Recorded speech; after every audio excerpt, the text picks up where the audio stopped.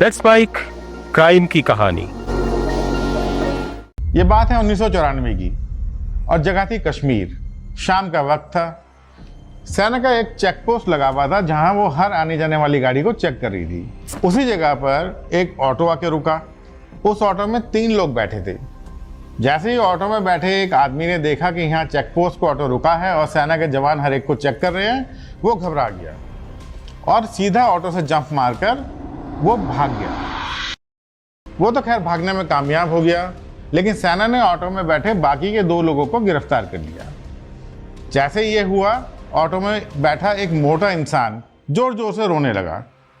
तब किसी को क्या पता था कि ये मोटा डरपोक सा दिखने वाला इंसान एक दिन भारत पर पुलवामा और संसद जैसे हमलों के जख्म देगा।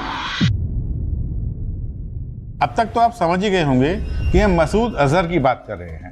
आज हम मसूद अजहर की वो पूरी फाइल खोलेंगे जो उसकी पैदाइश से लेकर उसकी गिरफ्तारी, उसको पड़ा हुआ मशहूर थप्पड़ और फिर कंधार के उस काले अध्याय तक जाती है जहां हमें उसे छोड़ना पड़ा। आज का एपिसोड बहुत ही इंटरेस्टिंग होने वाला है क्योंकि आज हम भारत के सबसे बड़े दुश्मनों में से एक मसूद अजहर की जिंदगी का पूरा कच्चा चिट्ठा खोलेंगे। ये एक ऐसा आतंकी था जो भारत की कैद में था, जिसने एक भारतीय जवान के थप्पड़ के आगे रोते हुए अपने सारे राज उगल दिए थे।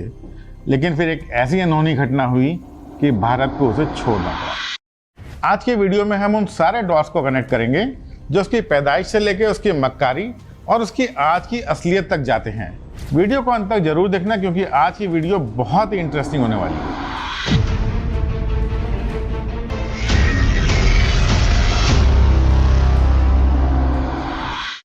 ये लगभग 90s के शुरुआत की बात है। पाकिस्तान के बावलपुर इलाके में एक 22 साल के लड़के ने हरकतुल मुजाहिदीन नाम के आतंकी संगठन को ज्वाइन किया।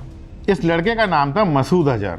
हरकतुल मुजाहिदीन ने उसे बड़े अरमानों के साथ अफगानिस्तान भेजा ताकि वो खूंखार लड़ाका बन सके, लेकिन ऐसा हो नहीं सका। जिस मसूद अजहर को दुनिया खतरनाक आतंकी मानती है, वो असल में अपनी पहले ही ट्रेनिंग में फेल हो गया था। अफगानिस्तान में ट्रेनिंग देने वाले उसके ट्रेनर्स ने साफ कह दिया था कि ये बंदा फिजिकली बहुत कमज़ोर है और ये अपनी 40 दिन की बेसिक ट्रेनिंग भी पूरी नहीं कर सकता है। इसका नतीजा ये हुआ कि सिर्फ एक हफ्ते में थोड़ी बहुत बंदूक चलाना सिखाकर मसूद अजहर को ट्रेनिंग कैंप से बाहर कर दिया गया। लेकिन मसूद का टैलेंट तो उसका दिमाग था। उसके आकाओं ने उसे हथियार चलाने के बजाय कलम चलाने के काम में लगा दिया। उन्होंने मसूद को सदाए मुजाहिद नाम की मैगजीन का प्रोडक्शन हेड बना दिया। उस वक्त ये मैगजीन मुफ्त में मदरसों और मस्जिदों में बांटी जाती थी और इसका मकसद था जवान लड़कों का ब्रेन वॉश करना। देखते ही देखते गोलियों से ज़्यादा मसूद का शब्दों ने जहर फैलाना शुरू कर दिया और वो अपने आतंकी आकाओं की नज़र में बहुत बड़ा नाम बन गया। मसूद अपनी बात कहने में बहुत ही एक्सपर्ट था। उसके भाषण में एक आग होती थी। पाकिस्तान में उसके आतंकी आकाओं ने ये बात समझ ली थी कि इस लड़के को आतंकी बनाकर भेजने से बेटर है कि इसे नफरत के प्रोपेगेंडा के लिए इस्तेमाल किया जाए।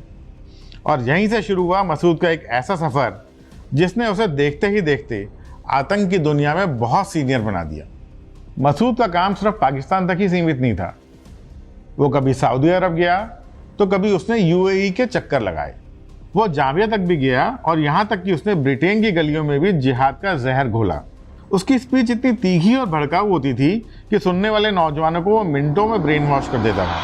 वो नफरत फैलाने का एक ऐसा सेल्समैन बन चुका था जो दुनिया भर से आतंक फैलाने के लिए फंड्स और लड़ाके इकट्ठे कर रहा था।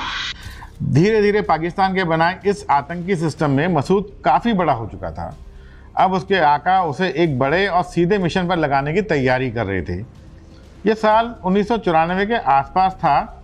उसे अब डायरेक्टली कश्मीर के मुद्दे की कमान सौंप दी गई थी। अब मसूद का ठिकाना भी बदल गया और वो बार बार पाकिस्तान ऑक्यूपाइड कश्मीर यानी कि पीओके आने जाने लगा। यहाँ भी उसने वही काम किया जो वो कई देशों में करता आया था। उसने कश्मीरी लड़कों के मन में भारत के खिलाफ नफरत की एक ऐसी दीवार खड़ी कर दी थी जिसकी आने वाले समय में भारत ने भारी कीमत अदा की। 1993-94 की बात है। पाकिस्तान ने कश्मीर में 2 खतरनाक आतंकी ग्रुप हरकतुल जिहाद और हरकतुल मुजाहिदीन को मिलाकर एक नई ऑर्गेनाइजेशन बनाई जिसका नाम रखा गया हरकतुल अंसार। लेकिन इन दोनों ग्रुप्स के जो पुराने चीफ थे उनके बीच में सुपीरियरिटी की लड़ाई चल रही थी। कश्मीर में हरकतुल अंसार के लीडर्स के बीच मतभेद इतने गहरे हो गए थे कि इस ऑर्गेनाइजेशन का फ्यूचर खतरे में आ गया था और ये टूटने की कगार पर आ गई थी। जब पाकिस्तान में बैठे इन आतंकियों के आकाओं को लगा कि उनके लड़के आपस में ही लड़कर ख़त्म हो जाएंगे, तब उन्होंने सोचा क्यों ना इस प्रॉब्लम को सॉल्व करने के लिए मसूद अजहर को इस्तेमाल किया जाए। वो जानते थे कि मसूद की बातों में जादू है और वो इन लोगों को भारत के खिलाफ जिहाद करने के लिए एकजुट कर सकता है। उन्होंने डिसाइड किया कि मसूद अजहर खुद कश्मीर जाएगा और वहाँ के कमांडरों के बीच चल रहे झगड़े को सुलझाएगा। और यही वो फैसला था जिसके कारण मसूद अजहर को पहली बार भारतीय सरजमी पर कदम रखना पड़ा। लेकिन उसे क्या पता था कि भारत का ये सफ़र उसके लिए एक ऐसा सबक बनने वाला था जिसकी उसने कल्पना भी नहीं की थी। क्या था ये सबक, ये हम आगे जानेंगे।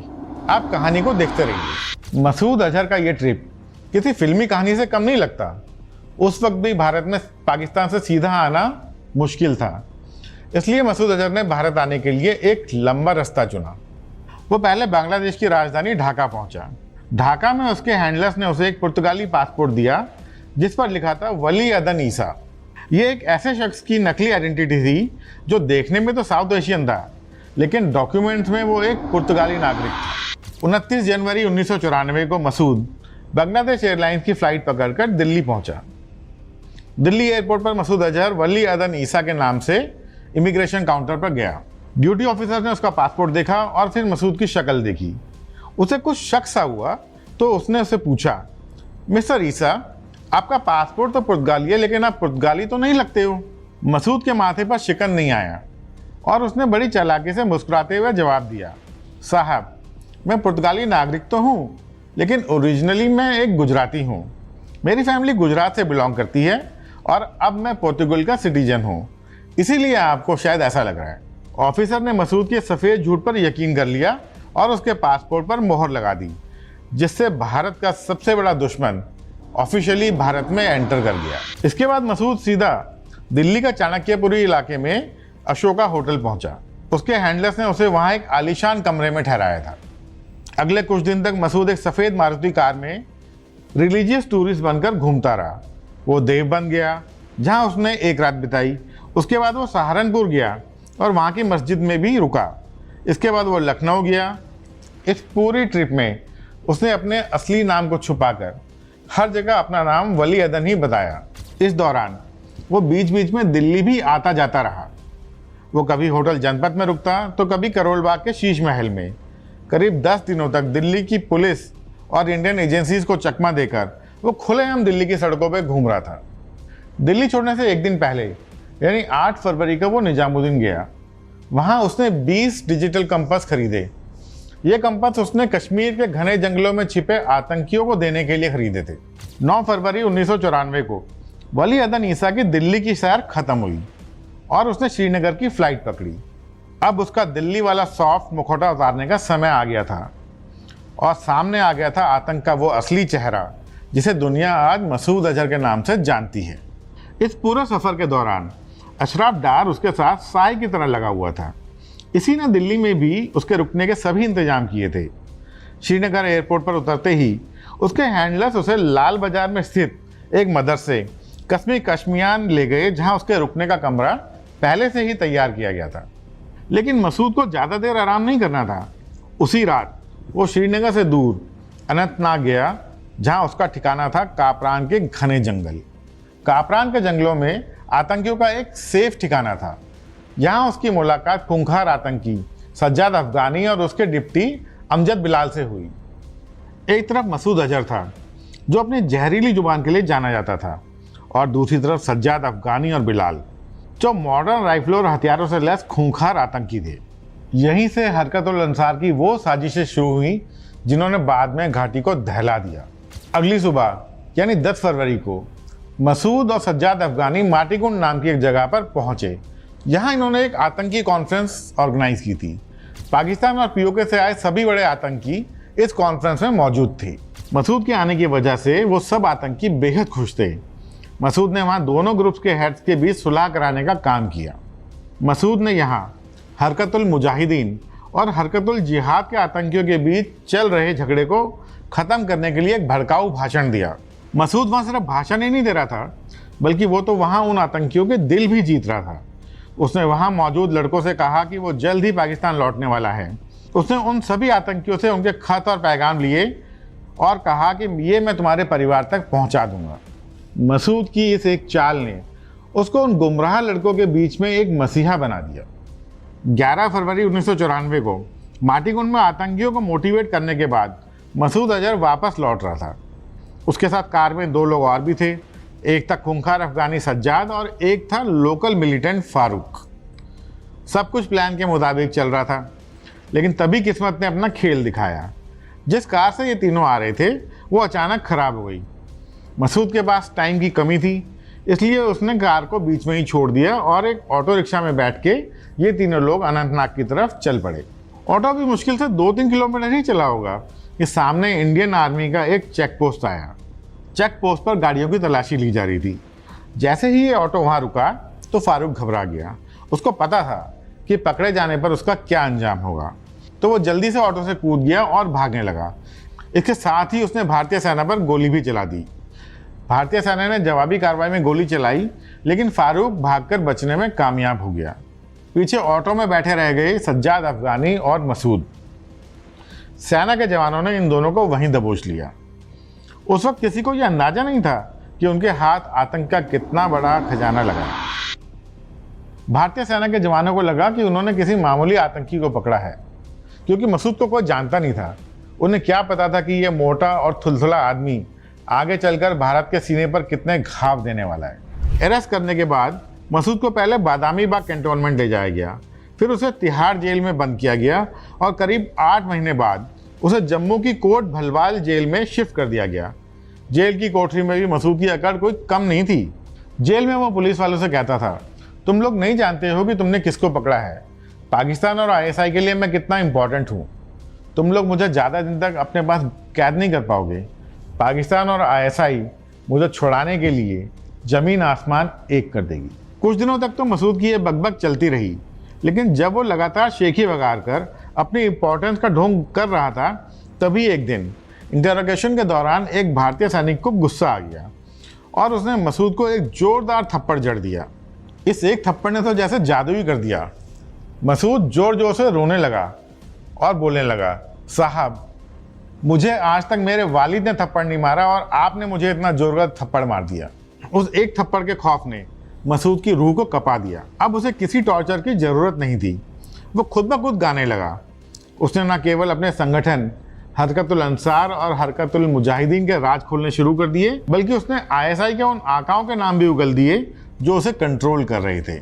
हैरानी की बात तो ये है कि उसने अपने साथ पकड़े गए सज्जाद अफगानी तक को नहीं बख्शा। उसने अफगानी की असली पहचान कर ली और उसके काले कारनामों का पूरा काला चिट्ठा पुलिस के आगे खोल दिया। उसकी इस गद्दारी की वजह से जेल के अंदर मसूद और सज्जाद के बीच के रिश्ते खराब हो गए, और वो इतने खराब हो गए कि दोनों ने एक दूसरे की शक्ल देखना भी बंद कर दिया। थप्पड़ खाने के बाद मसूद तोते की तरह बिना किसी दबाव के खुद ब खुद बहुत सारी जानकारी देता चला गया।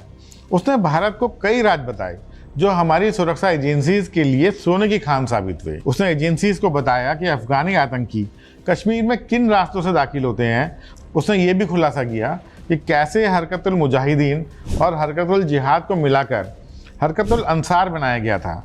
उसने खुद को इस नए आतंकी संगठन का जनरल सेक्रेटरी बताया। हालांकि उस वक्त इंडियन ऑफिसर्स को इस बात का यकीन नहीं हो रहा था कि कैसे एक डरपोक सा दिखने वाला आदमी इतने बड़े आतंकी संगठन का जनरल सेक्रेटरी हो सकता है। मसूद ने उन्हें यह भी बताया कि वो पाकिस्तान के जामिया उलूम इस्लामिया स्कूल से पढ़ा है। वहाँ के स्टूडेंट्स हरकत के आतंकियों से प्रभावित होते हैं। उसने कबूल किया कि अफगानिस्तान में आतंकी ट्रेनिंग सिर्फ पाकिस्तानियों की नहीं होती है, बल्कि इसमें सूडान, बांग्लादेश और कई अरब देशों के लोग भी वहाँ जाते हैं। उसने इन्वेस्टिगेशन में उन शहरों की लिस्ट भी दी जहाँ 1990 से आतंकियों और ऑर्गेनाइजेशन के ठिकाने बन चुके थे। इनमें से कुछ शहर थे कराची, हैदराबाद, लाहौर, गुजरावाला और इस्लामाबाद। यहाँ एक तरफ तो मसूद जेल के अंदर ISI के सारे राज उगल रहा था, और दूसरी तरफ ISI मसूद को छुड़ाने के लिए भरपूर कोशिश कर रही थी। 1994 में उमर सईद शेख नाम के एक आतंकी ने 3 ब्रिटिश और एक अमेरिकन टूरिस्ट को किडनैप कर लिया। किडनैप करके वो उन्हें सहारनपुर ले गया। उसकी डिमांड थी कि मसूद अजहर को रिहा किया जाए। लेकिन दिल्ली और यूपी पुलिस ने अपनी मुस्तैदी से उसके इस प्लान को फेल कर दिया। उन्होंने सारे टूरिस्टों को छुड़वा लिया और आयशा का ये प्लान धरा का धरा रह गया। अब मसूद अजहर के साथ उसको छुड़ाने आया उमर सईद शेख भी भारत की कैद में था। इसी तरह करीब करीब 5 साल और बीत गए। साल 1999 में कोट भलवाल जेल के अंदर आतंकियों ने एक और फिल्मी चाल चली। उन्होंने जेल के अंदर एक सुरंग खोदी। उनका प्लान था जेल ब्रेक करके भाग जाने का। सुरंग तैयार थी, भागने का टाइम भी आ गया था और कई आतंकी भागने में सफल भी हो गए थे। लेकिन जब मसूद अजहर के भागने का टाइम आया तो उसके कमजोर शरीर और मोटापे के कारण वो भाग नहीं पाया और मसूद उस सुरंग में ही फंस गया। पीछे से सिक्योरिटी फोर्सेस आई और उन्होंने उसको पकड़ लिया, लेकिन उसका साथी सज्जाद अफगानी भागने की कोशिश में एनकाउंटर में मारा गया। सुरंग वाला प्लान फेल हो चुका था, किडनैपिंग वाला प्लान फेल हो चुका था, लेकिन मसूद आईएसआई के लिए एक इतना बड़ा एसेट था कि आईएसआई ने हार नहीं मानी। आखिरकार 1999 में आईएसआई ने एक ऐसी चाल चली कि भारत को घुटने टेकने पर मजबूर होना पड़ा। 5 आतंकियों ने नेपाल से भारत आ रहे भारत के प्लेन IC-814 का किडनैप कर लिया और उसे कांधार ले गए। यात्रियों की जान बचाने के लिए आतंकियों ने 3 नाम रखे, मसूद अजहर, उमर सईद शेख और मुश्ताक अहमद। भारत सरकार को ना चाहते हुए भी इस सौदे को मानना पड़ा। मसूद अजहर को जम्मू की जेल से निकाला गया, उमर सईद शेख को तिहाड़ से निकाला गया और इन्हें रॉ के स्पेशल प्लेन से बैठाकर कंधार ले जाया गया। जब ये तीनों कंधार पहुंचे तो वहाँ का नज़ारा हम सब ने देखा। हम सब ने देखा कि कैसे आईएसआई के ऑफिसर्स ने इन तीनों का ऐसे स्वागत किया जैसे ये 3 कोई बहुत बड़े हीरो हों। तो जैसे ही ये तीनों आतंकी प्लेन से नीचे उतरे, वैसे ही आईएसआई और तालिबान ने प्लेन की सीढ़ियाँ हटा दी, जिससे कि कोई इंडियन ऑफिसर नीचे ना आ सके। आईएसआई मसूद के रिश्तेदारों को पाकिस्तान से अपने साथ लेकर आई थी ताकि वो पहचान सकें कि ये आने वाला इंसान जिसको भारतीय एजेंसी छोड़ रही है वो असल में मसूद ही है या उसका कोई हमशक्ल है। पहचान पूरी हुई और मसूद के लोग अपने साथ मसूद को पाकिस्तान ले गए और इसी के साथ भारत का सबसे बड़ा दुश्मन जो कभी एक फौजी के थप्पड़ से कांप गया था, वो भारत की मुट्ठी से हमेशा के लिए फिसल गया। कंधार में रिहाई के बाद मसूद अजहर ने अपनी हार का बदला लेने के लिए एक नया आतंकी संगठन बनाया जिसका नाम उसने रखा जैश-ए-मोहम्मद। ये बहुत ही बड़ा आतंकी संगठन था। रिहाई के कुछ टाइम बाद ही मसूद ने इंडियन पार्लियामेंट के ऊपर अटैक करवा दिया। इसके बाद मसूद के इशारे पर होने वालों हमलों की एक लंबी और दर्दनाक दास्तान शुरू हो गई। उसने 2016 में पठानकोट एयरबेस पर हमला करवाया, फिर उसने उरी पर हमला करवाया। हालांकि इस हमले के बाद भारत ने सर्जिकल स्ट्राइक की और पाकिस्तान को जवाब दिया। भारत ने भी दुनिया को दिखा दिया कि अब रूल चेंज हो चुके हैं भाई, भारत अब चुप नहीं बैठेगा। 2019 में मसूद अजहर ने पुलवामा अटैक करवाया। ये मसूद अजहर की सबसे बड़ी गलती थी। इस अटैक में हमारे 40 जवान शहीद हो गए थे। वो बहुत खुश था क्योंकि उसको लग रहा था कि ये उसकी एक बहुत बड़ी कामयाबी है, लेकिन यहीं से उसके सबसे बुरे दिन शुरू हो गए। क्या हुआ था उसके साथ, ये हम कहानी में आगे जानेंगे। बने रहिए हमारे साथ। पुलवामा के बाद भारत का सब्र टूट चुका था। भारत ने बालाकोट में एयर स्ट्राइक की और जैश के कई टेरर कैंपस को बर्बाद कर दिया। पाकिस्तान ने अंतिम हमला पहलगाम में कराया था, जिसके बदले में भारत ने ऑपरेशन सिंदूर किया। इस हमले में इंडियन आर्मीज ने मसूद के गढ़ बहवलपुर को दहला दिया और उसे मिट्टी में मिला दिया। यहाँ जैश का एक मरकज़ था जो असल में जैश-ए-मोहम्मद की टेरर फैक्ट्री थी। इसी ऑपरेशन में मसूद के परिवार के कई लोग और उसके 2 टॉप के कमांडर भी मारे गए थे। ये मसूद के ऊपर भारत का बहुत ही स्वीट रिवेंज था। मसूद को समझ में आ गया कि अब वो पाकिस्तान के अंदर भी सुरक्षित नहीं है, इसलिए अब वो आईएसआई की सुरक्षा में एक चूहे की तरह छुपने लगा। लेकिन मसूद की असली तबाही अब शुरू हो चुकी है। पिछले कुछ टाइम से पाकिस्तान में छुपे आतंकियों के लिए अननोन गनमैन मौत का दूसरा नाम बन चुके हैं। अब वो चुन चुन कर इन आतंकियों को ढूंढ रहे हैं और इन्हें मौत के घाट उतार रहे हैं। अभी हाल ही में आई खबरों के मुताबिक मसूद अजहर का बड़ा भाई जो उसके आतंकी नेटवर्क की रीढ़ था, उसे पाकिस्तान के अंदर ही मार दिया गया है। पाकिस्तान में लोग कह रहे हैं कि मसूद के भाई को अज्ञात हमलावरों ने मारा है, लेकिन भारत के लोग कह रहे हैं कि उन्हें धुरंधर ने मारा है।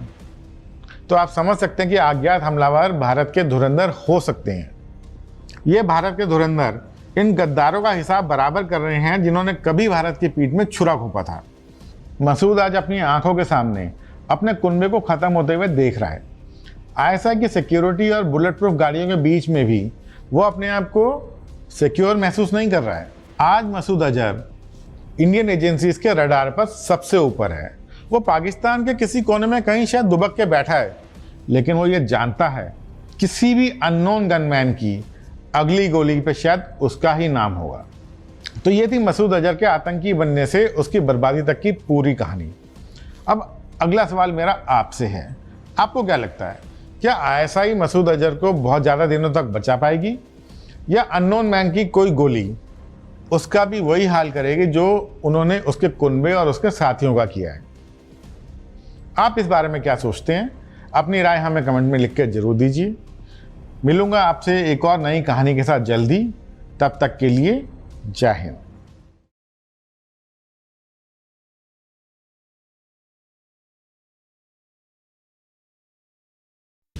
आप सुन रहे थे let's mind more than radio. Follow कीजिए हमें हमारे सोशल मीडिया प्लेटफॉर्म्स पर। It's time for news. It's time for more than radio. Presenting the first radio news app, Let's Mic. Let's Mic, a news-based app on your phone where you get to watch and listen news, talk shows, interviews, radio show podcasts. On Let's Mic, you get all relevant information of TV, print, radio, podcast, and digital. Let's Mic talks about every segment of life.